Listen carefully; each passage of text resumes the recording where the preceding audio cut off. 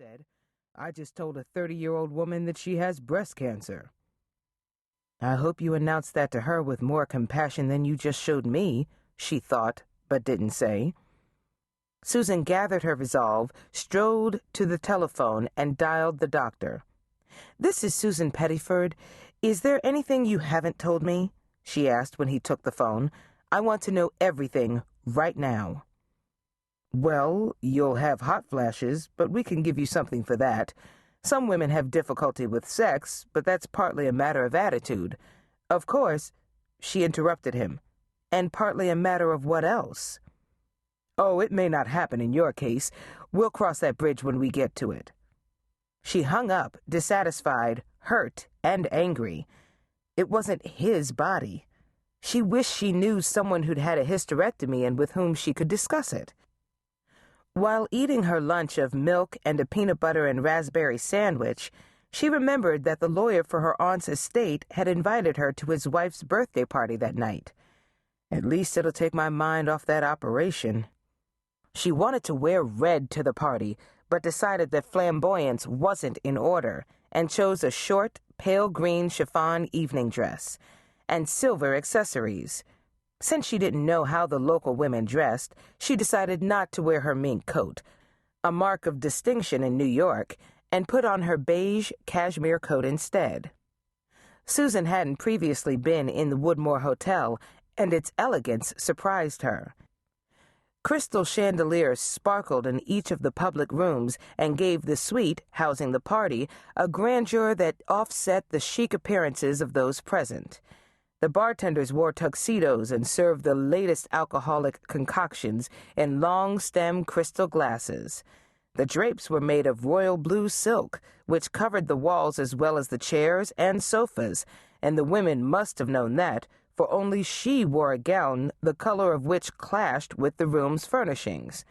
Glitter was the last thing she had expected to find in Woodmore, but Mark Harris's friends had it in abundance. She saw him the minute she entered the room. She couldn't have missed him, for he towered over everyone there, and his persona commanded attention. And when he looked at her, she was glad she'd left that red dress home. Almost immediately, the man headed toward her with their host, Mark Harris, at his elbow. "I'm so glad you could come, Susan," Mark said. "This is Lucas Hamilton, a close friend and former classmate. Lucas, Susan Pettiford is an interior decorator, so I expect the two of you will find that you have much in common." The bulk of Lucas Hamilton blotted out all else from her vision. She could not pull her gaze away from the eyes of one of the most handsome men she'd ever met. "Mark said you're new in town. Would you have dinner with me tomorrow, Sunday? I'd like to get to know you." She looked around for Mark and saw that he was on the other side of the room. "Why does he think we have so much in common?" "I suppose because I'm an architect. You didn't say whether you would or wouldn't have dinner with me Sunday evening." A week earlier, she would have glowed with delight, but now she couldn't encourage a man's attention. She had no right. She laid back her shoulders and got a firm grip on her resolve. "That's right, I didn't. I'm sure we'll have other opportunities to see each other. This is, after all, a small town." Both of his eyebrows shot up, and she'd have sworn that his chin jutted out. "As you wish," he said. "It's been interesting." She watched him walk away, and it struck her that Lucas Hamilton was unaccustomed to rejection for any reason or by anyone.